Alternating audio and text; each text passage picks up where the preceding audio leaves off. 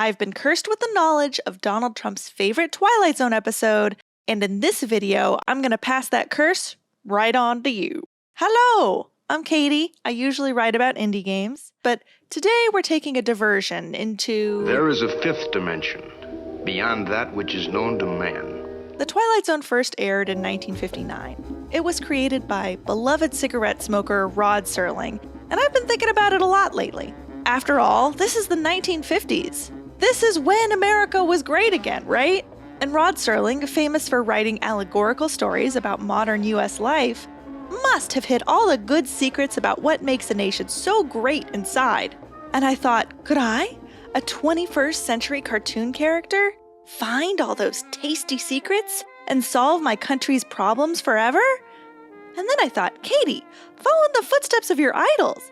Let's organize this into an internet-friendly list. That's right, we're ranking every Season 1 Twilight Zone episode.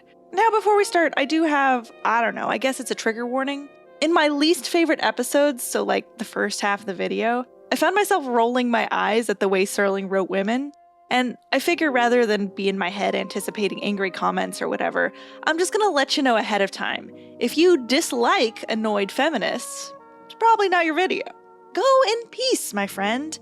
May we find common ground elsewhere. A former gunslinger has turned to the bottle after witnessing too much of his own handiwork. Fate gives him a potion to return his skill with a gun, and he's challenged by a young man. Just before the duel starts, he realizes this kid drank the same potion he did. So they shoot each other's hands, and now neither will ever pick up a gun again. What a snooze! The self-serious tone makes the whole episode drag, and I really dislike this saloon madam character, whose only personality trait seems to be worried about Mr. Denton. She's basically a lamp he can monologue to. Okay, what's something nice I can say? Martin Landau's pretty good as the hateable town bully, and it kind of reminded me of Trigun. So in conclusion, I wish I'd watched Trigun.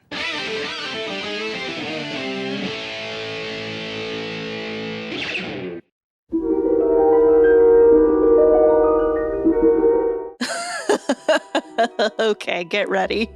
A man is serving a prison sentence alone on an asteroid.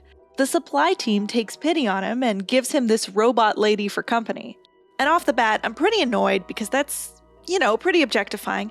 But whatever, let's give it a chance. So he's immediately very mean to the robot lady, and I'm like, yikes, bud. If physiologically and psychologically, she is a human being with a set of emotions and a memory track. Is this how you treat women? That's a red flag. And then she's like, hey, can you not be a jerk to me? It kind of hurts my feelings. And he's like, what? You have feelings? And now I'm exhausted because yeah, dude, you literally just read that out loud from the manual. She is a human being with a set of emotions. And then here's the part where I die of anger. Here's your Evite to my funeral. Because when he inevitably falls in love, he comments that, I hear my words coming from her. My emotions. Sweetheart, you have an AI girlfriend. And then, while I'm dead in the ground, here lies Katie, killed by anger. This episode decides to do a little hoedown on my grave. This poor woman gets her face shot off, because I guess what we were missing was some violence against women. Cool! This man is the first victim of the male loneliness epidemic. But I'm sick of being mocked by the memory of women. He gets his government-assigned girlfriend, and then he treats her like garbage? I don't know, maybe the cure to male loneliness is understanding that other people are real and have emotions too, and they might be different from your emotions.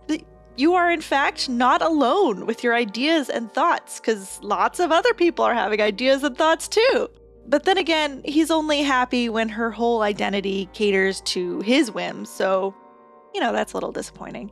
And now that I'm dead and this episode has killed me, I'm going to haunt you by continuing to rank Twilight Zone episodes. This peddler knows exactly what you need.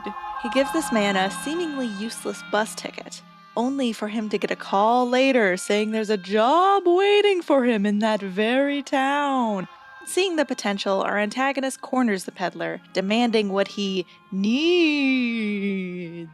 At first, it's a pair of scissors that save him from being strangled in an elevator. Just take off your scarf, dude. Then, a leaky pen that drips on the winning horse's name. When he demands more, the old man gives him slippery shoes and he slips and gets hit by a car.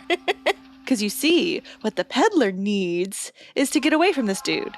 This episode sucks. It keeps trying to make what you need into a thing. I'll tell you what you need. Things you need. Things I need. What would I need? What I need you haven't got. What do I need? That's another thing that you need. Since it's what I need. Yeah. That's just what I needed. I don't need anything. That's what I needed, all right. That's what was needed. I'll tell you what you need. One needs many different things. Stop trying to coin the phrase. What do you need? Trying? Coined and minted. Also, our only female character gets what she needs, a boyfriend. Yup, that's the only thing a woman could need. Listen, there are better female characters coming, but it's gonna be a while. I do like this musical stinger, though. This is what you need. The final episode of Season 1. It stinks. A philandering playwright is caught in the act, but his mistress isn't a real woman. She's a creation from one of his plays. Using his tape recorder, this writer can make characters come alive. His wife thinks he's in need of psychiatric help, but when she tries to leave, it turns out she was made up too. And then he recreates his own mistress, this time as his wife. A happy ending. So this one threw the Bechdel test into a fire. The women here literally just exist to make this man happy, and I guess the ideal scenario that he made for himself is to be cheating on his wife.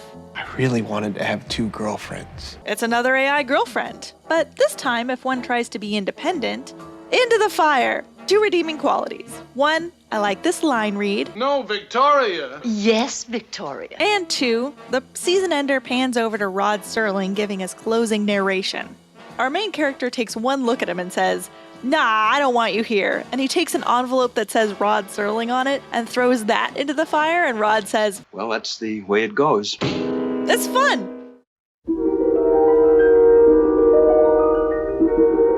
A pilot inadvertently time travels from World War I in 1917 to the year 1959. But it turns out he flew into that cloud to avoid combat, leaving his partner to die. But what's this? His old partner is alive in 1959? He saved thousands of lives in World War II? Our pilot realizes that this is his second chance. He can go back and save him and be a hero. There he goes. The twist is that the pilot actually died in that 1917 dogfight. So he's flying off to his doom. This one's a bit of a snooze, and I had a hard time caring about these characters, but hey, it's the first episode I don't outright hate. In fact, this is my favorite genre of Twilight Zone episode. Some people like Careful What You Wish Fors or Earth the Whole Times, but I like to call these ones Let Me Tell You a Story Real Quick Before I Die. It's where you use a framing device of a character telling a story, and then when they finish telling the story, they just go die immediately. I think it's really funny that it keeps happening. And so, the real moral here is stop telling your life story to everybody. I just think that's funny. In 1880, Joe, a criminal, is about to be hanged for his crimes. Is it hanged or hung? I don't know. Whatever, who cares? He's given a stay of execution when he's transported to the year 1960 by a scientist, played by this guy who would later become famous for also playing a scientist. The Professor and Mary Ann. Most of the time is this old-timey guy rampaging around, baffled by 20th century technology. But when he returns to the lab and the scientist he's killed, a thief enters to rob the place, and Joe is killed in the struggle. But then the thief gets nosy and then he checks out the time machine and he's transported back in time. He replaces Joe in the noose, an act of cosmic justice. Yeah, it's fine. It's good shot compositions. The use of shadow and light makes for these really dramatic frames, and I'm always here for big neon signs. And this scene where he gets into a gunfight with the cowboy on TV was pretty fun. The episode claims to be about justice. What about Justice Caswell? But Justice Caswell. But I found its ideas incoherent, honestly. Joe accuses the scientist of being an idealist, someone who can't understand true justice because he's never known desperation. Right and wrong. They sound good in this nice warm room with a nice full stomach. But you just try 'em on an ice-cold mesa where another man's bread or another man's jacket stands between you and staying alive. And that's really interesting. But the episode doesn't really explore this dichotomy any further. So I guess go watch Les Mis instead. 24601. A man wakes up on a ship without his memory.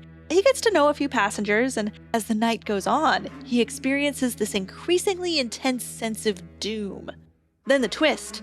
He is the captain of the U-boat that sank this ship of civilians in World War II, and this is his afterlife. A hell where he must relive his victims' last hours over and over. Okay, I couldn't rate this one any higher because these foggy sets are really muddy to look at, and the main actor is so melodramatic. I feel as if there's disaster out there. And the episode drags, but it does pose a meaningful question. How do you punish this scale of violence? This episode is reckoning with the atrocities committed during World War II, which had ended only 15 years prior. That's crazy recent. 15 years ago from when I'm posting this video, we were all listening to Lady Gaga. Gaga, ooh la la. So the World War II battle scars were pretty fresh, and the need to reckon with this worldwide generational defining event was dire. This contemplation on justice feels highly relevant to me because I live in a country where these horrible acts of violence are becoming a daily event. And the central question of this episode asks something I've been wondering. How do you insist on empathy as punishment? It's an uncomfortable question that I am frankly completely unprepared to answer. And honestly, I think this episode is too. The only response it seems to offer is, see you in hell. And I find that pretty unsatisfying. This ideal of justice that US Americans hold, it's just that. It's an ideal, something to be strived for, even if we never fully achieve it.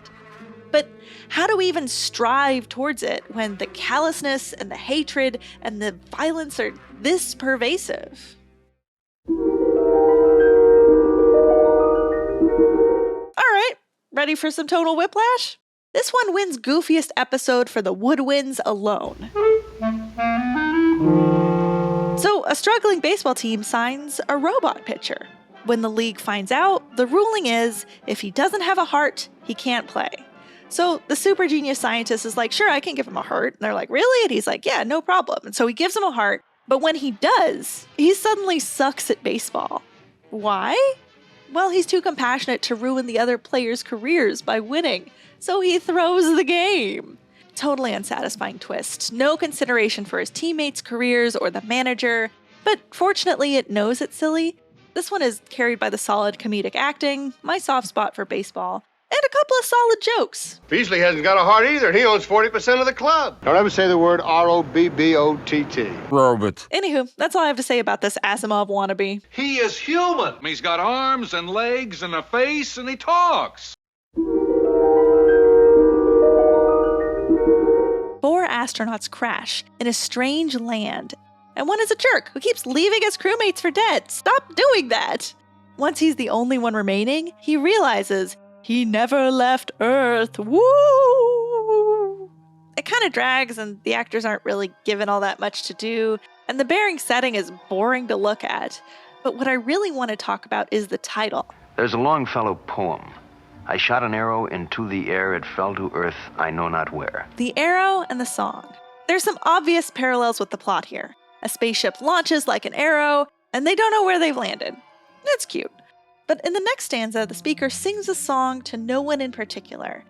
And in the final stanza, he finds that arrow he shot in an oak. And the song, from beginning to end, I found again in the heart of a friend. This is a poem about how the actions we take will affect other people. A song might buoy a friend, while an arrow might pierce a tree. The consequences can be good or bad, so be careful what you throw out there. This is a lesson our main character never took to heart. His selfish actions are like arrows he shoots, oblivious to where they might land. It's an episode that asks, what do we owe each other? And that's a question I wish more people asked themselves. 3 astronauts launch in 2185. They land 655 million miles away to find what appears to be this 1950s era Earth where everyone is frozen. Except this guy. Turns out this is a cemetery where people are frozen in death, fulfilling their greatest dream. And this guy's an AI. Except this episode aired in 1960 before anyone knew or cared what an AI was, so... I go on and off again, like a machine. Oh my god, imagine being able to turn your AI off. Oh, let me just look up some cool snacks and... Oh my god, go away. The AI asks, Tell me, did they ever have that atomic war? And the astronauts confirm, yeah, in 1985. Great Scott! So the cemetery was founded before then, in 1973, but these astronauts have never heard of a cemetery for the ultra-wealthy powered by a hyper-sophisticated AI. You'd think that would be in history books, or, at least on the Travel Channel or something. This episode's timeline is so confusing and super distracting. Anyway, the twist. The AI poisons them. Even now, the eternifying fluid is coursing through your veins. Eternifying fluid. I love it, Rod. Okay, the interesting part. The cemetery was founded before peace on Earth became impossible. Due to the threat of that nuclear war. The AI poisons these astronauts not to be a jerk, but because he's concluded eternal peace is only possible when humans are frozen, unable to act. And from the perspective of 1960, with the Cold War in full swing, and veterans running around who'd fought in the Korean War, World War II, and World War I can see how you'd wonder if maybe humans are the problem here. I mean, I still wonder that now that I'm living under the certainty of climate change.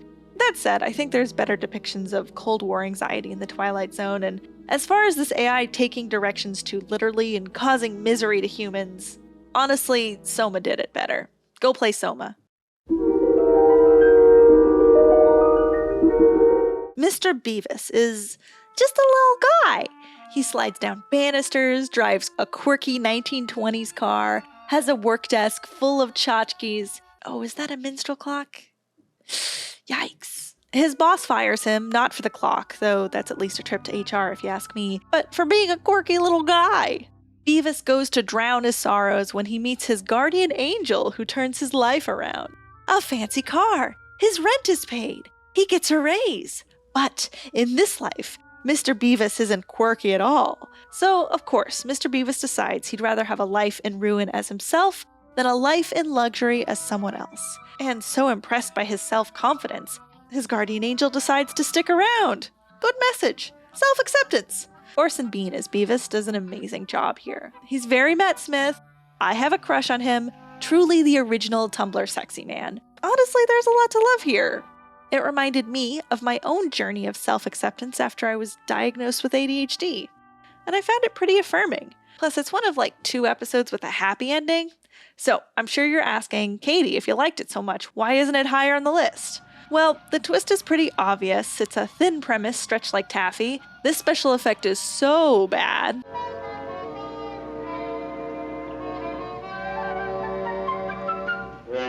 And that awful minstrel clock is the background for the credits? Ew. And no, it doesn't matter if, quote, things were different back then, because this is my list, and if I think something's stupid, I'm gonna say so.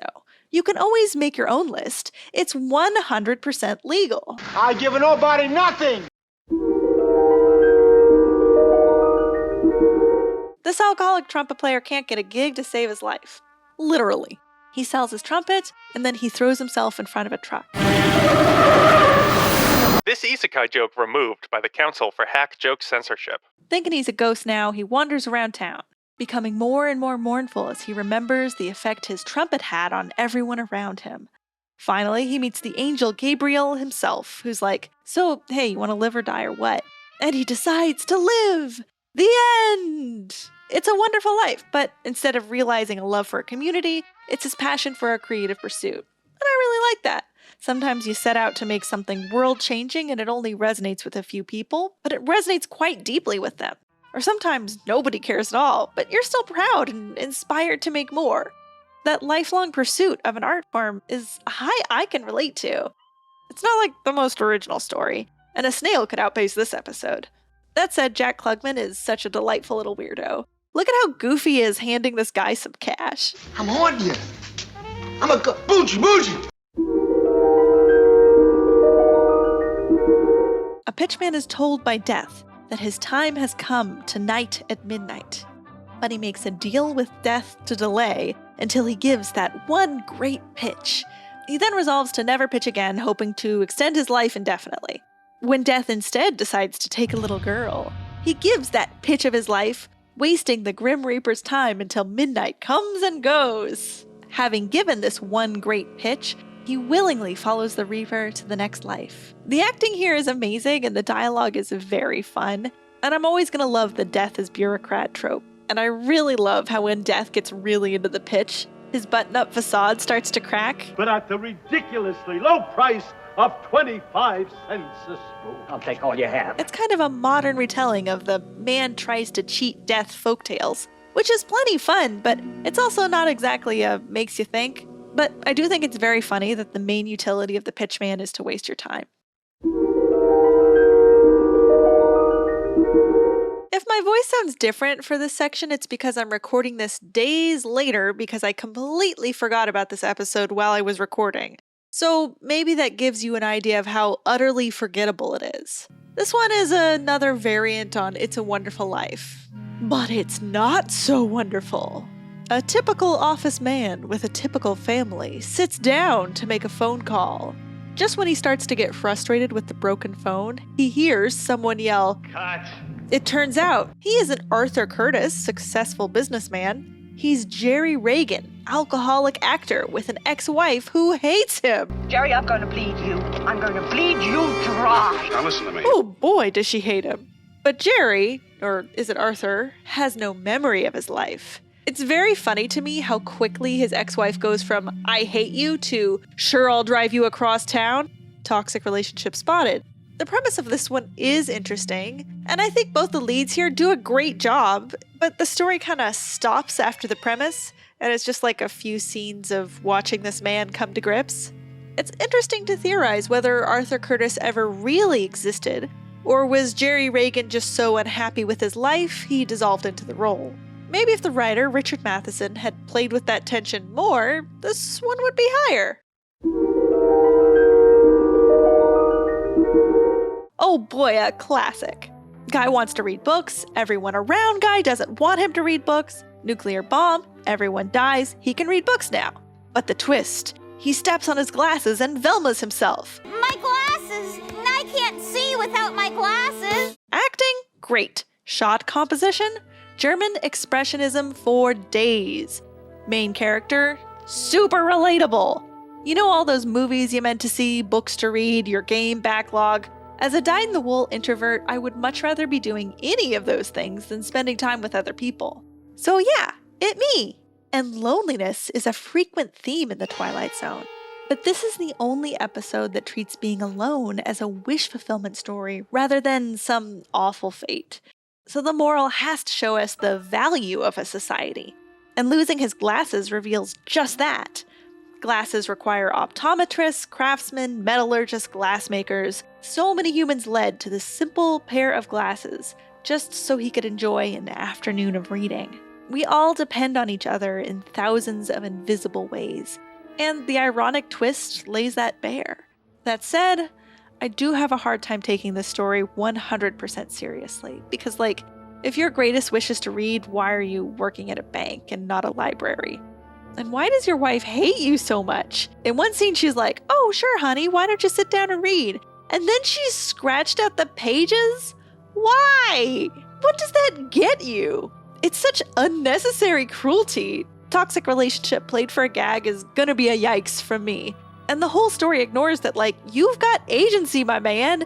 Use it. Get out of the situation. No nuclear bomb required. A man with the ability to change his face at will impersonates 4 dead men in an effort to acquire money and love. I think this premise is really interesting. Very Clayface, very comic book. But the conceit that you have to buy is not only can he change his face, he can also perfectly mimic the mannerisms of the people he imitates. Or maybe you could just tell yourself that these characters are seeing what they want to see. Sure, let's just go with it. I really like the idea of a man who keeps assuming fake identities staying at the hotel real, and there's lots of visually striking shots to enjoy here.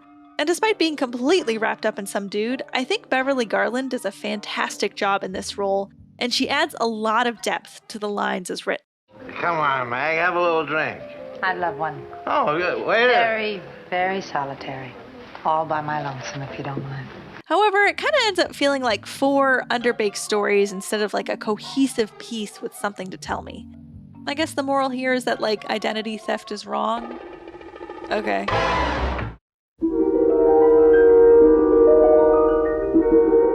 Ooh, it's another let me tell you a story real quick before I die episode. Walter Jameson is a professor, and he's being confronted by a colleague who happens to be his future father-in-law. He points out that in 12 years, he hasn't appeared to have aged a day. It turns out that Walter Jameson isn't just Paul Rudd. He's actually immortal. 2,000 years old. Okay, he's not immortal. He can die of injury. And most of the episode is Walter doing this whole woe is me song and dance about, oh, I wish I could die, but I'm too much of a coward to shoot myself. And, ooh, I sure wish I hadn't fallen in love with this 20-something-year-old, even though I look like I'm in my 40s, but gosh darn it, she came on to me. He's tedious. Anyway, his last wife, who's like 90 years old now, comes by and shoots him. Well, if it isn't the consequences of my own actions, what's up? The shot composition is interesting enough, and the monologues are pretty compelling. That said, it's like 80% monologues and not a bunch really happens here. And if you're gonna do an episode like that, what's like the big, chewy theme here? Don't cheat on your wife even if you're immortal? A man and his wife win a trip to Vegas. At first, the man scoffs at people throwing their money away at the slots, but he's soon tempted to try it himself and quickly becomes obsessed. He loses their life savings, and then a giant slot machine kills him, I guess. This one is straightforwardly about gambling addiction, and it goes pretty much exactly how you think it's gonna go.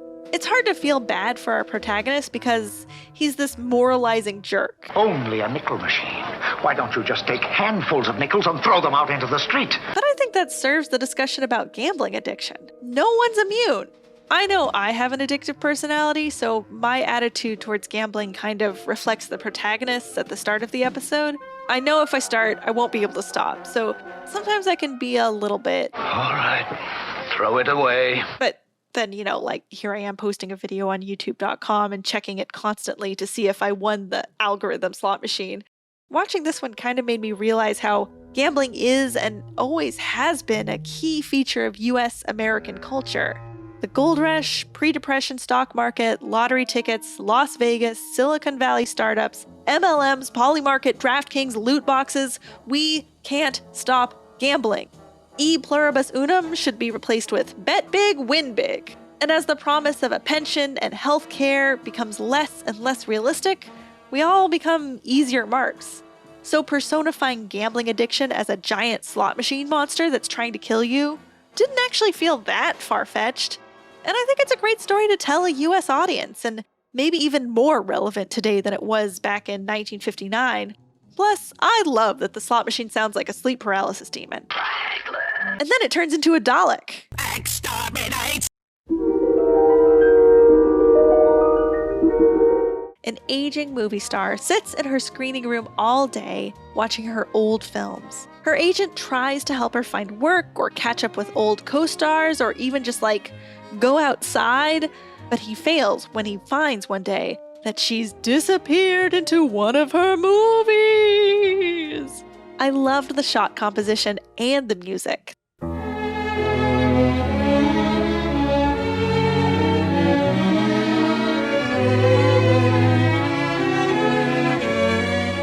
They're both these lavish homages to the era of film that she's worshipping, and the best part is the screening room.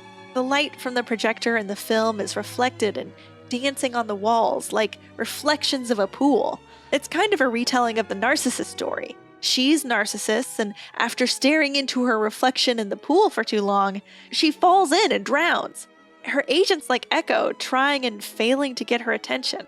There's a lot to love here, but I think this episode's undoing is the dialogue. I think the script attempts to be sympathetic, but the episode came off as more judgmental of this poor woman. It felt pretty unempathetic to the visceral horror of your beauty, which is directly proportional to your value in society, slipping away. What I'm saying is Death Becomes Her did it better. So, still looking for more realistic female characters. Sorry, Rod. No, you tried, bud. What's most important here is this theme of toxic nostalgia, which is going to come up again and again as we move up this list. So strap in, kids. 2 astronauts crash land on Mars only to find that there are people on Mars. And they're so advanced and nice. They even make this nice little house for our main character. But only too late does he realize this is no house. He's actually in a human zoo! Woo! So, a lot to like here. Even though I know I've seen this episode before, I didn't see the twist coming at all, so I credit the script for that. The title is a quote from this soon-to-be-dead astronaut who insists that if there are people on Mars, they won't be scary because people are alike all over. It's repeated throughout the episode. Once at the beginning, once as a dying wish, as he pleads with his co-pilot to open the door so he can see what he's dying for, and again at the very end of the episode, spoken from behind the bars of a cage. The implication here is that people are in fact terrible all over. It reminded me of the human zoos of the 1800s, in which colonists would capture and bring home native people and then sell tickets for people to come and see them. Ooh. It's a pretty obvious example of how colonialism dehumanizes its victims. That in turn reminded me of H.G. Wells' War of the Worlds, where he asked England, the colonial power at the time, how would you feel if you were invaded by a strange new entity? And in this episode, we in the US are asked, how would you like being in a human zoo? The answer, not very much. Anywho, I think it's really cute how you can see the whole set shake when he's banging on this door. Hey! You knocked me in! What's the matter with you people? A man stops for gas and reminds me a lot of Magneto. Maybe you're finished, mister. How about some service? How simple it is to fill the hearts of men with fear. But I have tarried long enough. At the station, he notices a sign for his hometown. On a lark, he decides to head over since it's walking distance. He arrives to realize that nothing has changed here. This town is exactly the same. He slowly realizes that he's traveled back in time. Too slowly. Boy, this dude cannot wrap his head around it. It takes him like 2/3 of the episode to realize he's a time traveler. It's so boring to watch. But the ending is great. He's chasing this younger version of himself on the carousel, desperately trying to talk to him, and this boy trips and crushes his leg in the machinery. Our protagonist has a limp now. He's had it his whole life. And that title, Walking Distance, becomes this cruel joke. Remember when I said we'd talk about toxic nostalgia? It's one of Serling's favorite topics. It's a hunger to be young again. A desperate hunger to go back where it all began. And I think you'll see this as a running thread and through a lot of things that I write. And he takes a pretty dark view. Our main character literally chases this younger version of himself around in a circle, and in doing so, inadvertently cripples himself for life. The monologue puts it best. That little boy, the one I know, the one who belongs here, this is his summer, just as it was yours once. Don't make him share it. He continues, maybe when you go back, Martin, you'll find that there are merry-go-rounds and band concerts where you are. Maybe you haven't been looking in the right place. You've been looking behind you, Martin. Try looking ahead. Nostalgia hobbles you, and it keeps you from living your life today, because you're stuck trying to recreate a past you can never return to. This is highly relevant to our current moment on several fronts. This man tries to live in a time he's nostalgic for, and what's he get for it? Nestle Crunch. Toxic nostalgia is a flytrap, and it's one that modern US society often uses to manipulate. Sometimes it's buying a movie ticket, and sometimes it's voting for a senile megalomaniac. Listen, I'm not innocent here. I literally just referenced a commercial from the 80s. If you feel called out right now, I'm double called out. Sure, you're watching a video about an old TV show, but buddy, I wrote it. Rod Serling isn't innocent either. It's only human to want to return, to go around and round on the carousel of our youth.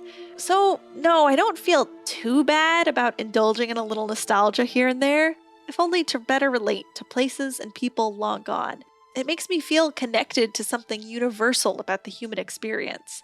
And I think that's a good thing. But the trick is getting off that carousel long enough to do something with what I learn. A World War II soldier, Captain Fitz, gains the ability to see if another soldier will die soon. When he sees the mark of death on the face of Captain Riker, Fitz tries to warn him. Riker claims not to believe it, but he still leaves his wedding ring behind just in case. Riker is then the only casualty in the next battle. Fitz is sent home for some R&R, but here comes the twist. He looks in a mirror to see the mark of death on his own face. He's killed on the way back to headquarters. Yeesh, this one's a bummer. I'm not much of a war stories girly, except for MASH, of course. Name and serial number. Pierce, Benjamin Franklin, Captain, 3. I was one of the first in. He's the perfect man. Fire that weapon. All right. You're fired. Real cutie pie, aren't you? Well. This one is just so bleak. But then again, war is bleak. And despite it being a drag, I still really like this episode because it comes from a personal place. Serling was a soldier in World War II. As a Jew, he was pretty gung-ho to enlist and give that Adolf a walloping. He even considered dropping out of high school to enlist. Unfortunately for him, when he did enlist, he was assigned to the Eastern Front. He was a paratrooper in the Philippines, and even more unfortunate, his regiment had, wait for it, a 50% casualty rate. For a frame of reference, Hot Lips, one of MASH's biggest warhawks, turns down an officer for a date because of a 30% casualty rate. So, yeah, 50% is nuts. On one occasion, Serling even watched a friend get decapitated. Not by an enemy, but by a food crate that was sent to resupply his team. So Serling was intimately familiar with the arbitrary and senseless nature of death in wartime, and he even publicly acknowledged his PTSD, saying that he would write through it. I was traumatized into writing by war events, by going through a war in a combat situation and feeling the desperate sense of the terrible need for some sort of therapy. Get it out of my gut, write it down. Maybe that's why he so strongly opposed the Vietnam War, and you can see the seeds of that activism in this episode. That's why the dour tone actually works here. It was a chance to communicate what it feels like to lose a brother, to regard that loss not as a possibility, but as a foregone conclusion, and to know that you could easily be next. Ah, yes, another, let me tell you the story real quick before I die. No, one more thermometer in my pussy. I don't think you can say that on YouTube. 3 astronauts returned from an experimental flight. This flight, however, seems to have broken some unspoken pact between mankind and a greater unknown power, as these 3 astronauts start to disappear one by one, with no one remembering they ever existed. Woo! The acting especially stands out in this episode. The way that Forbes wanders through this dark bar, calling out, Harrington. And Harrington. as he looks for a man who no longer exists.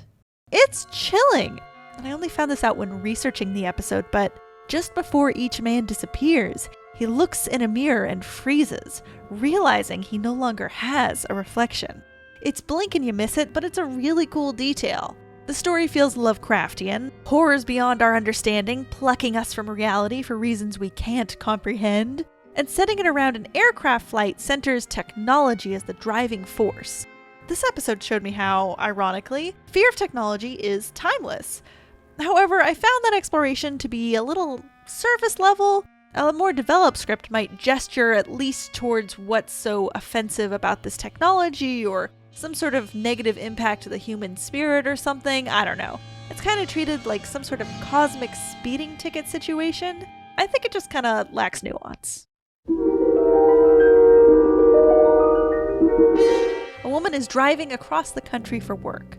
She gets a flat tire, but after she's patched up and back on the road, she starts seeing this same hitchhiker everywhere she goes. She becomes increasingly desperate to escape him, certain he has some sort of nefarious intent. The suspense is great. The way it's shot reminds me of the opening scene from Psycho, a beautiful blonde driving alone across the country backed by this tense music. And it's probably just a coincidence since Psycho would be released only a few months later. Another reason I really love this episode, it's our best female representation so far. She has agency, isn't evil, has an internal life. Now if you could just write a woman who isn't obsessed with some dude. But hey, I'll give it a B+. The plot itself actually reminds me of a Slender Man story.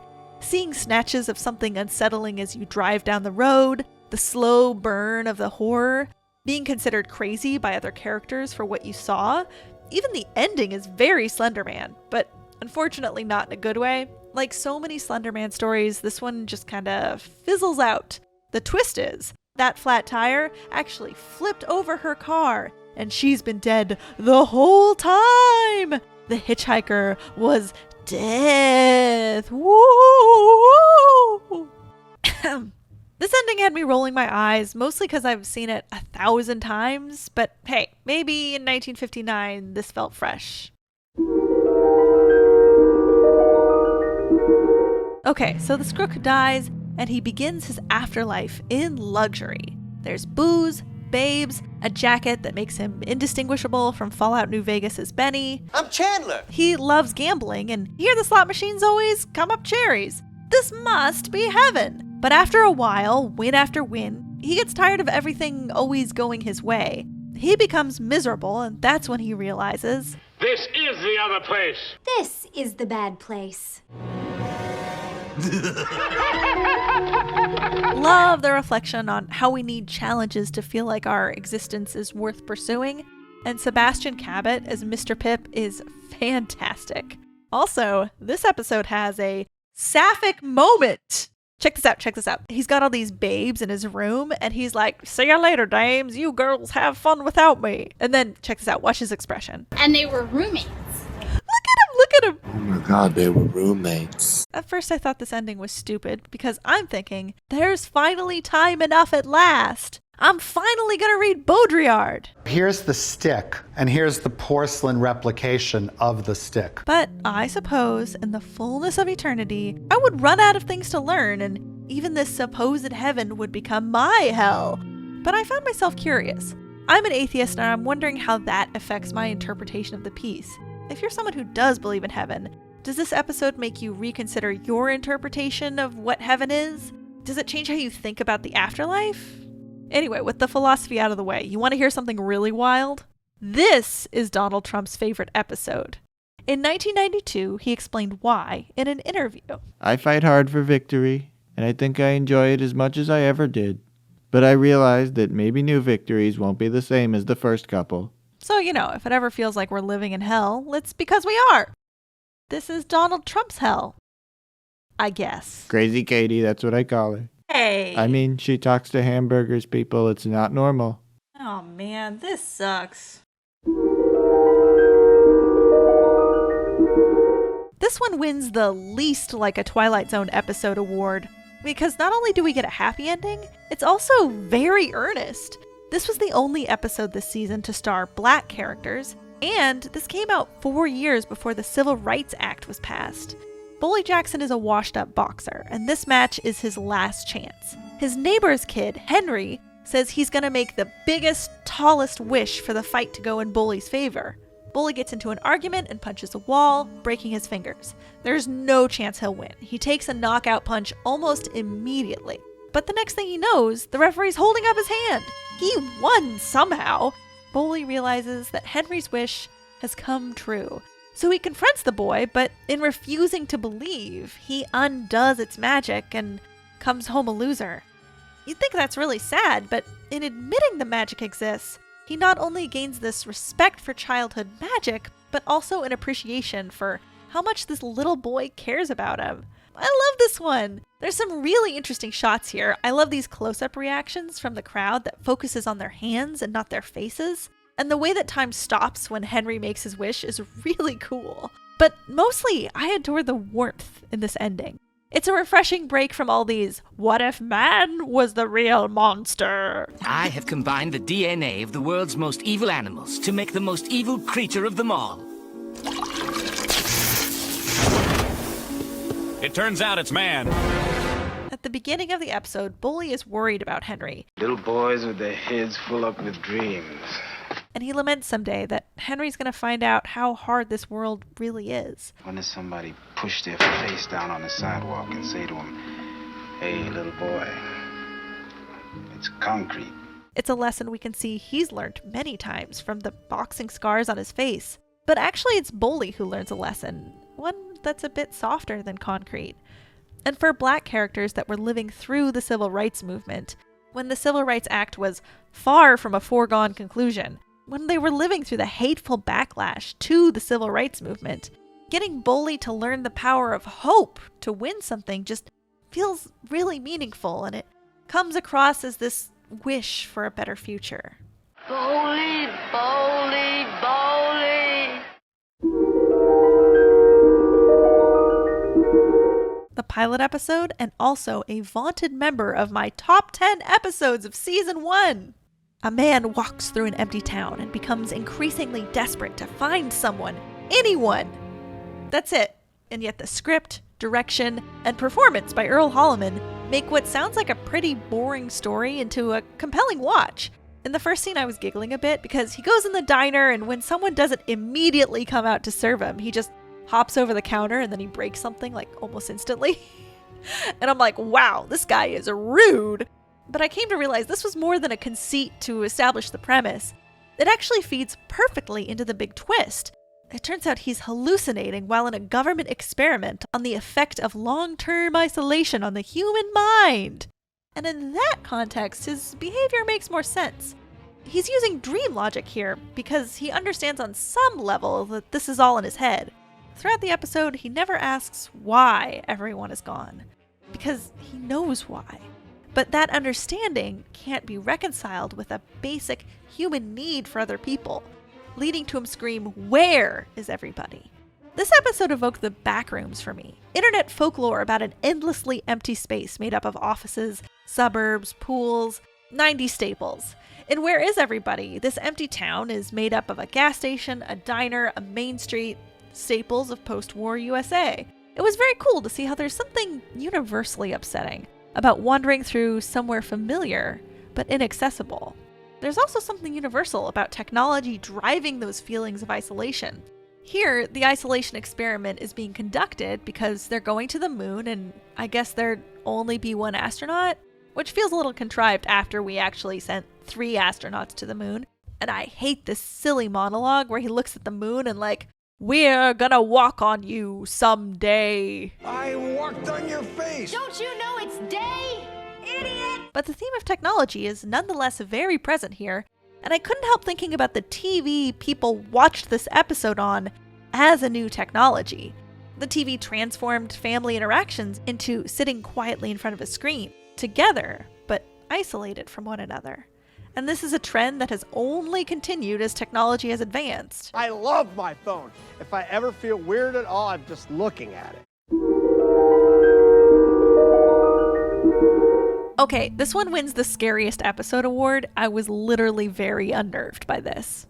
Helen comes home to find this spooky little girl on her doorstep. She has this creepy adult way of speaking. She seems to know more about Helen than Helen knows about herself, because Helen has this gap in her childhood memory. The little girl prompts her to start filling in that gap, and shortly after, a strange man comes knocking, also asking what she remembers. Slowly, the truth is revealed. This is the man who killed her mother, and young Helen was the only witness. But when she blocked it out, he went free. This little girl is Helen's past self, coming to remind her of what she forgot. I think what scares me so much about this episode is that there's nothing fantastic or sci-fi. It's just this horrible SVU episode. Something that has probably happened to more than one little girl. And the spooky conceit here is just the protagonist's trauma personified. Little Helen's definitely creepy at first, but it all gets even creepier when the twist is revealed. We know that Serling has his share of trauma from World War II, and this one feels like it's coming from a place of honesty and experience of what it's like to try to repress that trauma so that you can just get through daily life and hold down a job. That said, sucks we have another female lead whose whole role revolves around some guy, and he's a total creep too. This man was a full-grown adult when he met young Helen, but he shows up at her door and was like, "Just as beautiful as you were when you were a little girl. I had quite a crush on you. I lived in the same apartment building." Gross! This line alone made like the whole episode twice as scary. How is this not one of the all-time classic episodes? A man buys a love potion to gain the admiration of his crush, but after a couple years, he feels suffocated by her undying devotion. So he buys a poison. First stimulant, then the chaser. He doses her drink, but when he learns she's pregnant, he loses his nerve and he's trapped forever with this love slave that he created. I assume this episode is the prequel to Eraserhead. Oh, you are sick. The acting here is absolutely stellar. Patricia Barry especially does an amazing job. I can't see you now, and that's that. I love to kneel at your feet. But the way these two leads play off of each other is really impressive. Every scene feels like this choreographed dance. The shot compositions are dynamic and gorgeous, and the way the secret potion library gets revealed is really cool. I think if I wanted a frame still from one episode, I might pick this one. And this episode, it's like the funhouse mirror of The Lonely.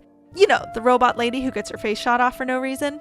Both episodes are about a lonely man's relationship with a woman designed solely to love him. In The Lonely, Alicia's lack of independent thought is a feature, not a bug. In The Chaser, the protagonist learns that without agency and independence, any relationship would be really f***ing weird. And maybe, just maybe, it's bad actually to roofie a woman into marrying you. Plus, our female lead survives this time. Is this the feminist future I dream of? I love to kneel at your feet. No! But in depicting some kind of consequence, it's much more humanizing than The Lonely or A World of His Own. Quick, I gotta tell you a story real fast before I die! This one is basically Katie bait, psychiatry, spooky carnivals, pretty ladies. It's all here, baby! The structure of this episode in particular really reminded me of r/NoSleep, which is a creative writing subreddit that uses the format of a Reddit post for first-person horror stories. And no sleep is appropriate here. A man sees a psychiatrist because he's terrified to go to sleep. He has a weak heart and he needs to stay calm, but every time he sleeps, he dreams of a woman at a carnival who's trying to scare him to death. You'll probably recognize the title from Hamlet, where everyone's favorite Danish goth is musing about what it might be like to die. Is it like dreaming? Yeah, it is. The final twist reveals that most of this episode was a dream. And when our main character jumps out the window at the end, he actually died in his sleep. The set design is an obvious standout here. These suspended neon signs give the impression that the carnival exists in a void. It's very theatrical. But the writing! Charles Beaumont wrote this one, not Rod, and Charlie can write monologue. I'm especially fond of this one. Here's the important thing, Doctor. I knew intellectually that I was alone, but I also knew that my imagination could make me see something if I thought about it long enough. I suffer from hallucinatory sleep paralysis, and this is such a perfect depiction of how my brain can conjure images specifically designed to terrify me. Time for another deal with the devil, but this time, acting, shot composition, writing, pacing, we're firing on all cylinders here. A hypochondriac makes a deal with the devil to live as long as he chooses. So the hypochondriac promptly goes about testing the limits of the bargain. He sizzles his hands on a radiator, throws himself in front of a train, drinks poison, all the while becoming dissatisfied with his life and less human. I think the choice to center this around a hypochondriac is inspired, because you'd assume that he's unhappy because he's afraid of dying. But when death is no longer a threat, he still finds a way to be unhappy. It reveals that his hypochondria was never the fear of dying. It was pure narcissism. His wife had to care for him and him alone. The doctors were out to get him. He is the specialist boy, the only person alive who can get sick in this particular way. And immortality only exacerbates that narcissism. When he accidentally pushes his wife off the roof, he just looks over the railing and says, I wonder what it felt like. Empathy, regret, understanding for any other human are all totally absent. Which is why it's so satisfying that this act, murdering his wife, is what lands him with a lifelong jail sentence. And faced with either an eternity behind bars or death, he chooses death. Perfect twist, no notes. In recent TV history, we've seen so many anti-heroes. I'm thinking Sopranos, Better Call Saul, that kind of thing. All stories where we're meant to sympathize with the hero in some way. But this anti-hero is refreshing because he sucks the whole time. He starts as unsympathetic and goes to evil. It's fun to watch, but we, under no circumstances, have to hand it to him.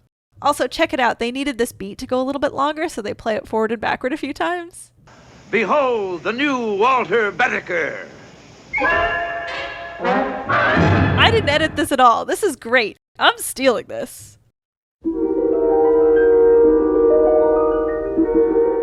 A scientist working on a hydrogen bomb gets word that nuclear war is coming in just 48 hours.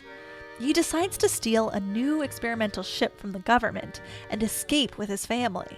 But this counterintelligence agent picks up on their scheme. They end up killing him, and they fly into space on this classic flying saucer, complete with the noises.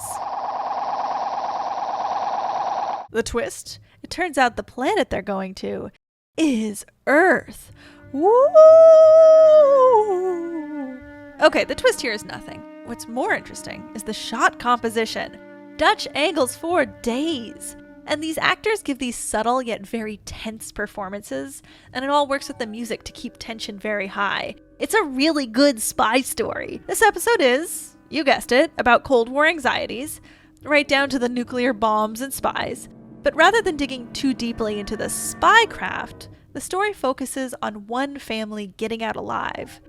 It becomes about holding strong with your immediate community when the government no longer cares for your fate.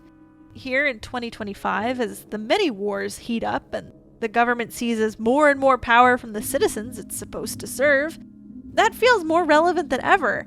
I don't think we're quite at Escape on a Flying Saucer levels of bad, but that only remains true if our loyalties to our neighbor stay stronger to any loyalty to a distant authority figure that makes it clear they don't care if we live or die.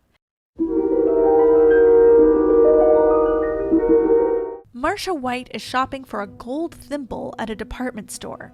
The elevator attendant takes her to the specialties department on the 9th floor. But the 9th floor is empty except for a bizarre saleswoman who knows Marcia's name. She slowly realizes that the 9th floor isn't part of the store at all. It's storage for mannequins. And double twist, she is a mannequin, late to return from her time spent amongst the outsiders. Ooh. This episode is fantastic horror. I love the uncanny, stilted way the elevator attendant acts and how it foreshadows that he's a mannequin, and the barely concealed annoyance that Elizabeth Allen has while she's talking to Marcia on this deserted floor. And look at this shot. Distorted Marcia screaming from behind a dimpled glass door. And the scene with all the mannequins calling her name, classic. Marcia. Marcia. Marcia. Marcia. Marcia, Marcia, Marcia. Even knowing the twist ending, I was rapt. And Mr. Armbruster is a great comic relief as the store manager. His barely masked contempt for Marcia is perfect. She still insists that she was taken to the 9th floor and waited on by a rather odd woman. An odd woman yet.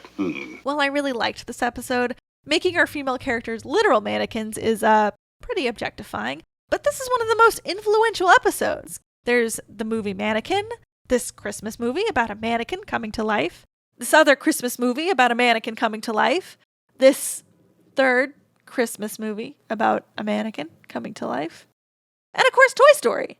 It's interesting that this concept is often used for comedy or romance because the existential horror is like right there. And while not a direct inspiration, Severance paid homage to this episode in Season 2, Episode 9, called The After Hours. Miss Marcia White, 9th floor. Specialties department. I'm looking for a gold symbol. It's interesting that this is the Twilight Zone episode that they chose to reference because there are other Severance-y type episodes that jump to mind, but they share some really poignant themes.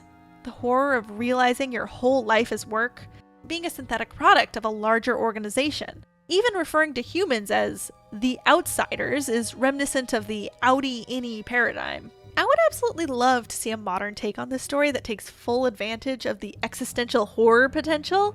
Maybe something in a dead mall, in like a Kohl's that's about to close down. You could make it about private equity firms buying up stores that used to be institutions, cannibalizing US culture for a quick profit, and destroying working class jobs. For people and mannequins.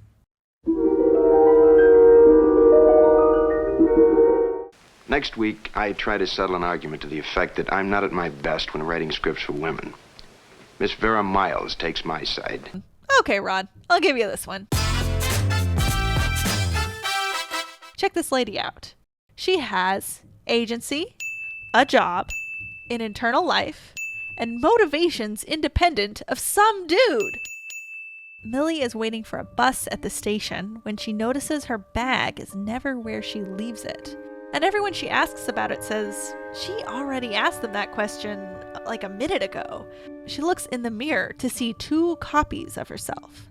The Millie in front of her, and the copy sitting on a bench behind her. Ooh. A well-meaning man tries to help her, but concludes she's losing her mind and calls the police to take her away. But then that man starts to see his own double. Ooh. Amazing episode. The smug expressions of the mirror doubles is haunting, and because these are just regular people, there's the feeling that it could happen to you. Jordan Peele was actually inspired by this episode when writing Us, which got me thinking, why is Millie the first target of the mirror? And I can't help but wonder what Mirror Millie will do when she gets to Buffalo. Who is Millie afraid she'll be replaced by? While women joined the workforce in droves to support the war effort, with World War II over, women were expected to return to domesticity. And so Millie, traveling alone for a new job, was atypical. When this episode aired in 1960, women had been pressured to return to the home for over a decade.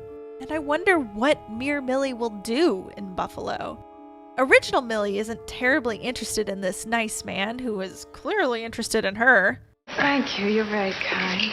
Forget it. You're easy to be kind too. Will she settle down into that life of domesticity? Is the reflected Millie better suited to conform to mainstream society?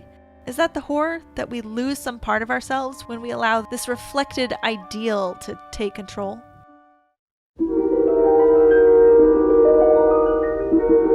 Oh, this is a great episode. This man hates his job a lot. A push, push, push business, Williams. It's push, push, push all the way, all the time. On the train home, he falls asleep, but wakes to find himself on a much older train, with the conductor calling out, Willoughby, this stop is Willoughby. A picturesque turn-of-the-century town. Each time he takes the train, Willoughby tempts him, until he eventually decides to get off there. But Willoughby is revealed as just a hallucination. He's jumped off a moving train into the snowy landscape. The funeral parlor that comes to pick up his body? Willoughby and Sons. Ooh. I love this one. The present day shots are so claustrophobic. Like the way the snow outside the windows make it feel like he's in a snow globe. And it contrasts beautifully with the sunny skies and busy town square of Willoughby. This episode revisits that theme of toxic nostalgia, this time not for your own childhood, but an imagined time that you never really knew. And it was a feeling Rod Serling knew intimately. In the last interview before his death, Linda Brevell asked, if you could live in another time, another era, what period would that be? Well, if I had the means, I think I would like to be in Victorian times. Small town, bandstand, summer, that kind of thing. I think that's what I would crave, a simpler form of existence. When you walked to a store and sat on the front porch. That's what I think I would like to do. Though, of course, Serling was born in 1924, long after the era he's describing. We have a word for that kind of longing these days. Anamoya. For example, I love 1980s Japan. So even though I'm not that into Willoughby's particular stripe of Americana, I can relate to a hypnotic depiction of some imagined past. And like our protagonist, I'm much more susceptible to this fantasy when I'm exhausted and disillusioned by my own circumstances. This episode serves to underscore the lesson that walking distance has to teach us, but it raises the stakes. By Serling's logic, if longing too hard for your youth can cripple you, longing for a time you never knew can kill you.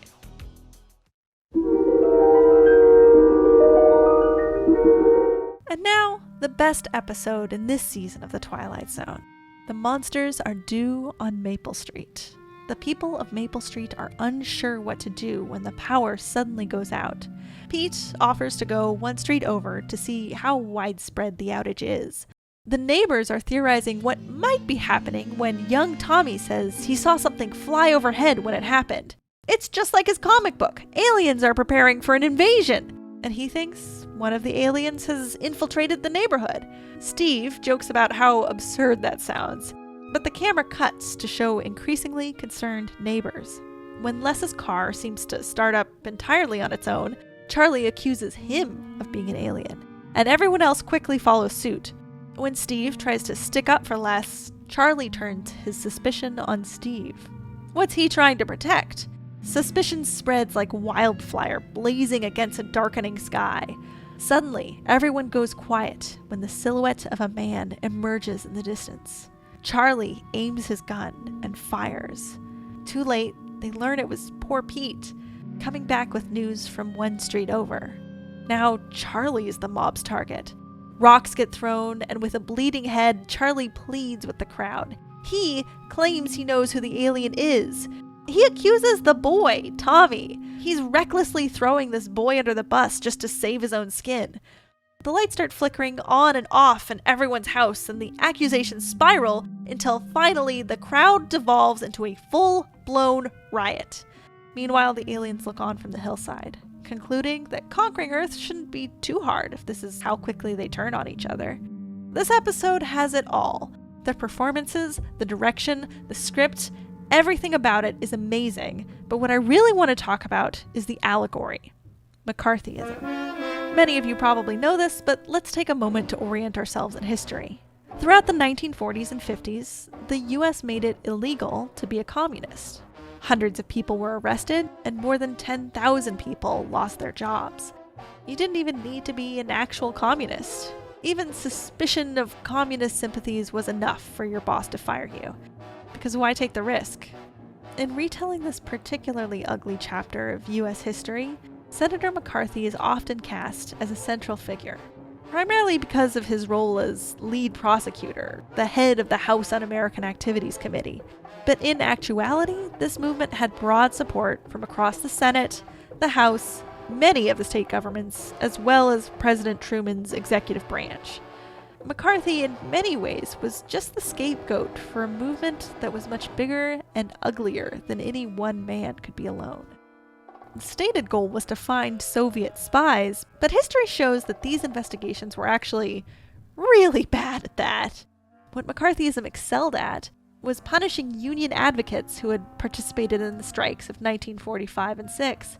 This was one of the largest labor movements in history. Thanks to McCarthyism, much of the progress for laborers could be efficiently undone. In fact, many Red Scare policies took aim not only at communists, but anything that the state deemed far left extremism, which meant things like starting a union, or if you're really crazy, advocating for social safety nets. Anything that put US American ideals at risk in the eyes of the state was termed subversive. Similarly, academics who invited any kind of critical inquiry of US policies in their classes became targets as well. Accusations often reached beyond political associations into identity, as homosexuality became considered subversive and contagious, and something that could make you more susceptible to the communist mind virus. Thousands of additional government employees were fired, discriminated against, and harassed. Rod Serling bore witness to the irrational hysteria in his government and country in the years leading up to the Twilight Zone. As a World War II veteran, he felt strongly that since the US had fought back that fascist threat posed by the Axis powers, this therefore must be the land of the free, right? He identified McCarthyism as a direct threat to free thought, and in 1959, the tail end of McCarthyism, he found the perfect moment to ask his fellow US Americans, "What have you done?" When asked to sign an anti-communist loyalty oath prior to a speaking engagement in 1969, he had this to say. I did not sign the loyalty oath, and I waived my normal speaking fee only because of principle. I think a requirement that a man affix his signature to a document reaffirming loyalty is on one hand ludicrous, and on the other, demeaning. Under dictators, the so-called loyalty oath is a necessary adjunct to a relationship between man and his government. Both the fascists and the communists have a pathological distrust of their own people. To require a signature under an oath of allegiance seems to me to presume guilt and an attendant disloyalty. I simply can't honor that kind of premise. Rod Serling, despite being a staunch union advocate, had no communist sympathies. On the contrary, he recognized an authoritarian government in the Soviet Union that he found just as distasteful as the ones the US had fought against in World War II. So to him, communism and authoritarianism were intermingled. But on Maple Street, we see Serling's stance on McCarthyism through Steve, who's trying to dissuade his neighbors from slinging accusations. Well, believe me, friends, the only thing that's going to happen is that we're going to eat each other up alive. In the 2003 Twilight Zone, this episode was remade, except referencing terrorism instead of aliens this time. There's no real allegory to be had here, it's pretty direct. And I think this is a weaker angle because while McCarthyism emphasized that anyone could be a communist, though of course minorities were overrepresented amongst its victims, it fails to acknowledge that Bush-era terrorism discourse led to more instances of outright racism and religious discrimination rather than covert suspicion between neighbors. And if Maple Street was remade today, the obvious parallel wouldn't be communism or terrorism. It would probably be, and I'm sorry, I hate how this word sounds in my mouth, Antifa. Woo! Today's boogeyman the US government has in its crosshairs. We see the same institutions targeted. Immigrants, academic institutions, non-conforming government employees, LGBT+ communities, and labor unions. Though realistically, I worry that the story is less applicable than ever. On Maple Street, the neighborhood is able to agree on a theory. There is an alien among us. But today, getting a group to agree on anything, even a shared threat, feels impossible. It wouldn't just be Tommy and a story about aliens. Bobby read a Substack about power pirates that plunder Transformers. Susie heard a podcast by a very down-to-earth comedian about super-intelligent, hyper-conservative giant squids that live in the center of the Earth. Consensus is unachievable. The aliens don't need to mess with us, they just need to leave a flyer out for a church bake sale for an immigration legal fund, and 20 minutes later, there's your riot. And it's frustrating and terrifying, and it's driving me up the wall. We're gonna eat each other up alive! And I think we're already at the dinner table. But I don't think we need to take another bite. As long as we, and this is the most important part, refuse to turn on each other, to hold each other with respect, compassion, and support. Let me be explicit. To me, that looks like vociferous support of trans folks and vociferous opposition to genocide. It means refusing to compromise our ideals to seduce billionaire donors who will flee at the first mention of taxes. It means holding fast to our principles and protecting the vulnerable so that we can stand indivisible and strive towards our ideals of liberty and justice for all. And if we can't do that, well, I don't share Twilight Zone's perpetual pessimism. Though I don't think Rod Serling did either. I think the purpose, the point of a dramatic show, which is used as a vehicle of social criticism, is to involve an audience, to show them wherein their guilt lies, or at least indeed their association. Nowhere is this more true than on Maple Street. It's terrifying to confront the enormous overlap between human nature and human atrocity. But going through the trouble of showing it to an audience is not pessimism. It's a vote of confidence. It says, I see you as you are, I see your capacity to be good, and here's your chance to improve. It gifts us with an empathetic understanding of the past and challenges us to write tomorrow's story, one with a better ending. Though to do that, we must remain focused on the future. It's not always easy. Serling was a self-admitted victim of his nostalgia. A desperate hunger to go back where it all began. And he's right. Several episodes today are specifically about getting caught up and our need to return to a bygone era and getting punished for it. Serling depicts with great care and precision how an overdose of nostalgia is not only possible, but under the right circumstances, it's likely. He showed us how nostalgia in excess will leave you unable to imagine a future you want to be a part of. And this theme, perhaps more than any other, is the one I feel echoing from the Twilight Zone in 1959 to today. That's why I wanted to talk about the show at all.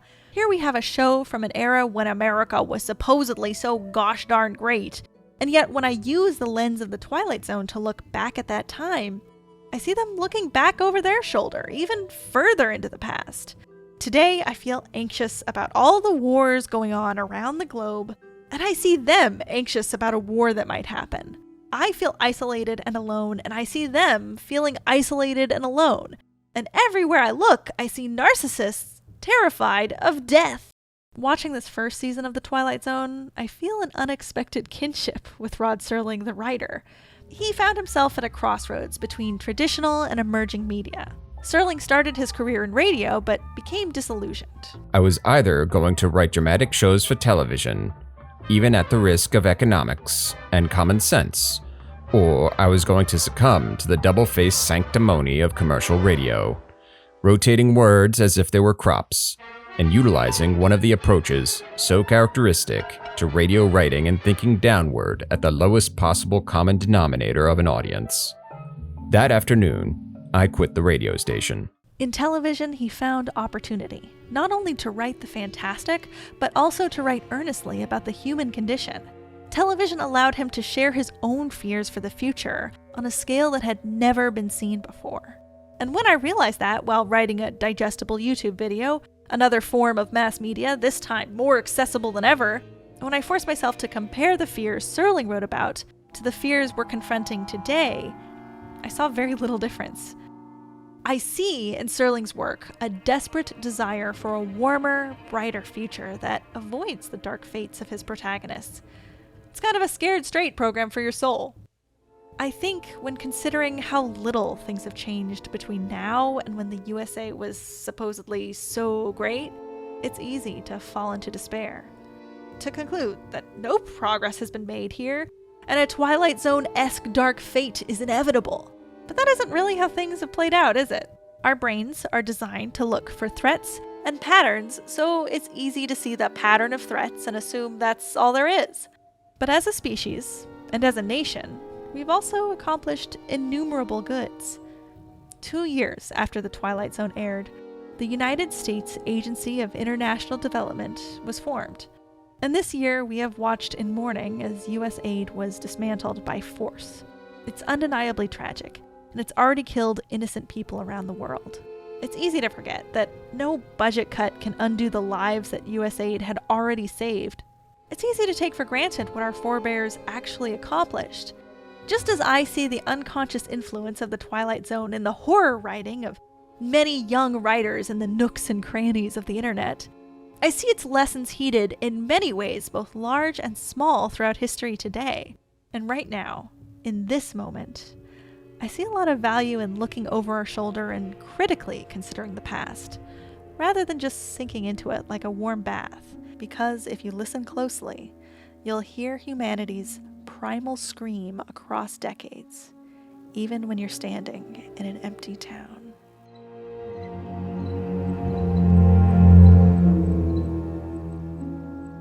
Thank you so much for watching. It's kind of a different thing than the normal stuff I make, but hey, If you're looking for a little bit more optimism in the face of autocracy, I think you'll really enjoy my video on 1000 Times Resist. This video would definitely not have been possible without the support of my brave and generous patrons. I really have them to thank for giving me the courage to try something a little bit outside of my algorithmic niche here. I kind of hope this video finds its audience, though. I mean, obviously, I hope that for all my videos, but this one, kind of even more so somehow, because I think it would be really fun to have enough demand to do season 2, because, we could talk about censorship, and then maybe we make the Twilight Zone our Halloween tradition. I don't think this channel has any traditions. I mean, except for the one thing. You see, I really love my patrons, so much so that I like to wish them a happy birthday when I can. So it's kind of a tradition to end every video with, "Hello, I'm Whoosh, and I came down from space. I traveled for miles to put a smile on your face. Yo, Skilla! Happy birthday! You're cool! My home is Mars and the trip is long, but it's worth it to sing you this birthday song. Yo, Skilla! Happy birthday! You're cool! That was awesome! Everybody wish Skilla a happy birthday in the comments. You're all implicated. I'm implicated.